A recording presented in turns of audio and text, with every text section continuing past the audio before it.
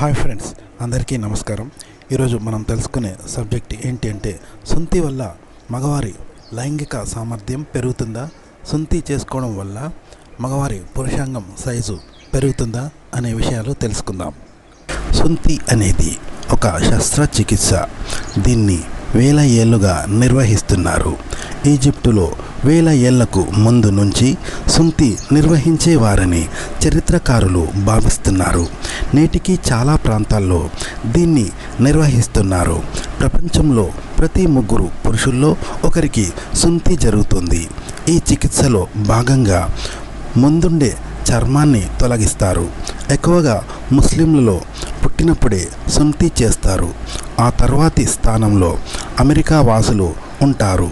ఇక్కడ జన్మించిన పురుషుల్లోనూ దాదాపు 80.5% మందికి ఈ చికిత్స నిర్వహిస్తున్నట్టు 2016 నాటి డేటా చెబుతోంది.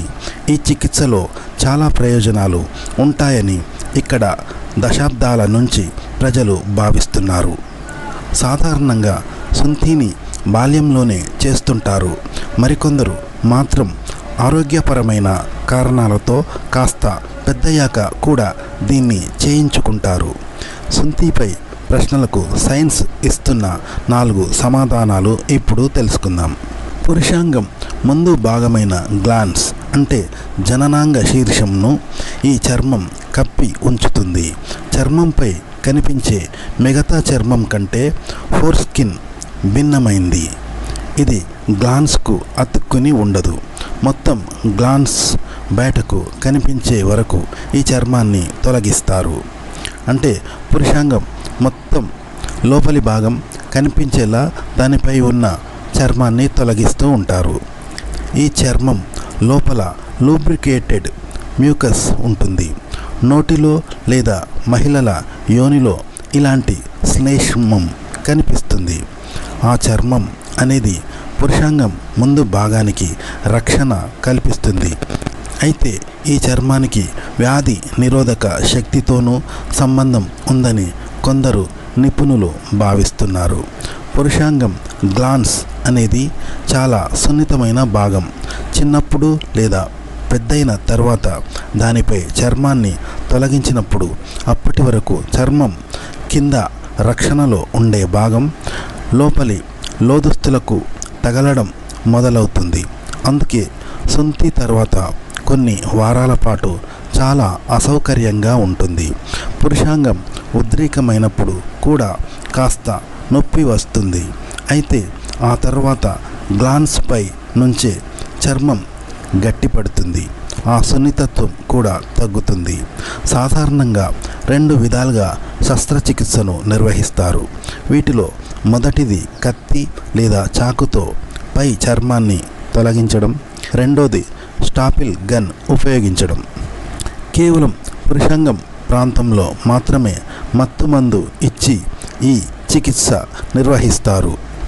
మతపరమైన కారణాలను పక్కన పెడితే ఈ ప్రశ్నకు 2 సమాధానాలు ఉన్నాయి. వీటిలో మొదటిది అమెరికాలో అనుసరించే విధానం. అమెరికన్ అకాడమీ ఆఫ్ పీడియాట్రిక్ సమాచారం ప్రకారం పుట్టిన కొద్ది రోజుల్లోనే ఈ చికిత్స చేస్తే వచ్చే ముప్పుల కంటే ఆరోగ్య ప్రయోజనాలే ఎక్కువ ఉంటాయి.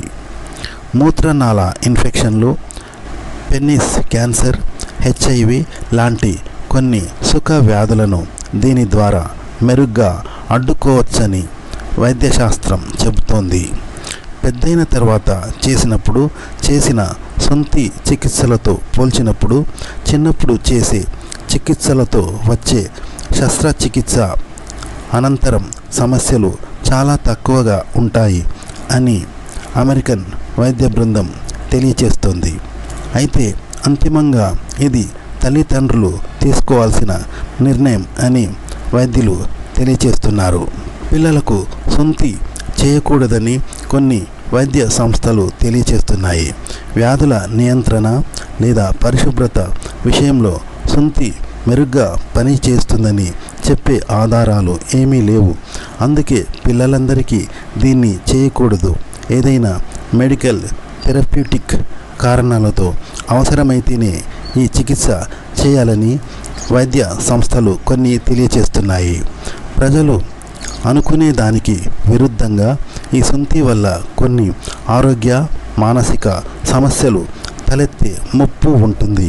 ఎక్కువగా రక్తస్రావం కావడం, ఇన్ఫెక్షన్, పానిక్ అటాక్లు లాంటివి వచ్చే ముప్పు ఉంటుంది అని కొన్ని వైద్య సంస్థలు వివరిస్తున్నాయి. అయితే కొన్ని రకాల పురుషాంగ సమస్యలు వస్తే సుంతి చేయవచ్చు అని వైద్య బృందాలు తెలియచేస్తున్నాయి. పురుషాంగం ముందు ఉండే చర్మం చివర రంధ్రం మరీ చిన్నగా ఉండటంతో గ్లాన్స్ బయటకు రాలేకపోవడాన్ని ఫిమోసిస్గా చెబుతారు. దీన్ని చిన్న వయసులోనే గుర్తిస్తే కొన్ని క్రీమ్లతో కొంతవరకు ప్రభావం ఉంటుంది. అన్నిసార్లు సుంతి చేయాల్సిన అవసరం లేదు. పారామోసిస్ అంటే ముందు చర్మం పూర్తిగా వెనక్కి వచ్చేయడం, మళ్ళీ ఇది ముందుకు రాకపోవడం చాలా కష్టం అవుతుంది. పురుషాంగం ముందుండే గ్లాన్స్ కొన్నిసార్లు వాచిపోతుంది.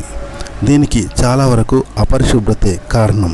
ఇలాంటి పరిస్థితి రాకుండా ఉండాలంటే ఎప్పటికప్పుడు ఆ మందు చర్మానికి కాస్త వెనక్కి లాగి సబ్బు నీళ్ళతో కడగాలని పిల్లలకు సూచిస్తూ ఉండాలి అని వైద్య బృందం తెలియచేస్తుంది.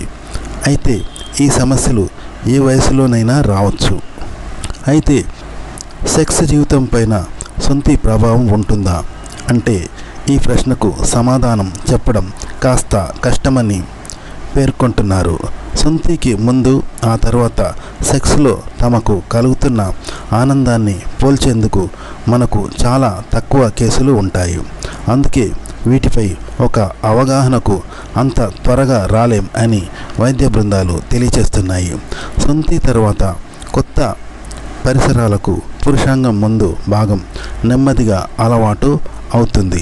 ఫలితంగా మొదట్లో కాస్త సున్నితత్వం ఎక్కువగా ఉండొచ్చు, అసౌకర్యంగా కూడా ఉండొచ్చు అని వైద్యులు తెలియచేస్తున్నారు.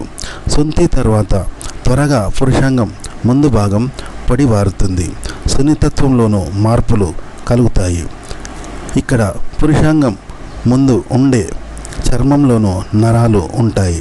చర్మం తొలగించేటప్పుడు వీటిని కూడా తొలగిస్తారు అని వైద్యులు తెలియచేస్తున్నారు.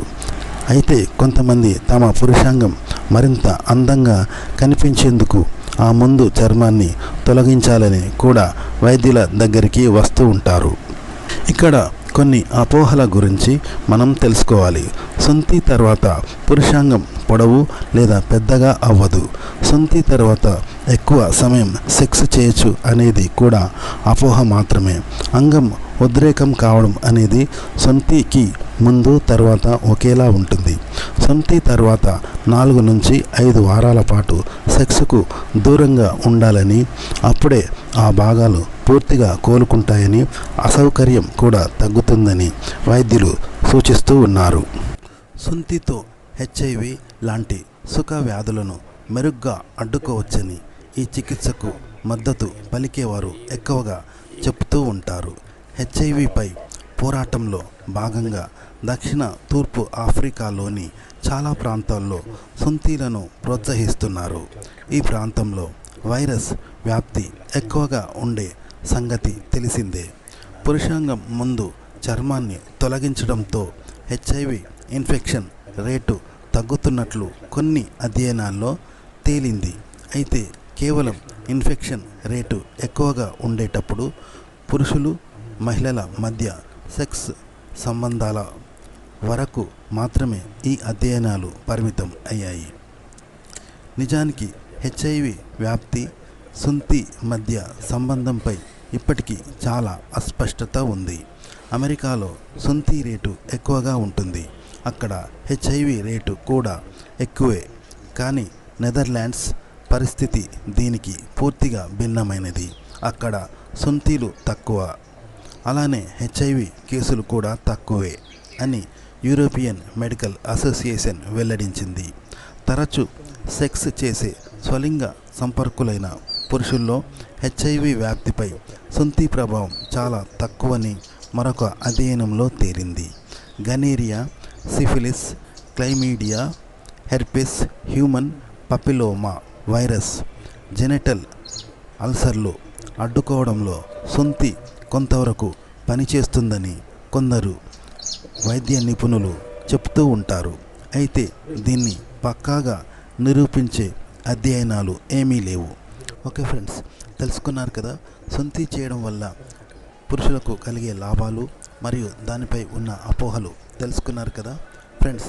ఈ వీడియో నచ్చితే లైక్ చేయండి, కామెంట్ చేయండి, మా ఛానల్ని సబ్స్క్రైబ్ చేసుకోవడం మర్చిపోకండి. సెలవు, నమస్కారం.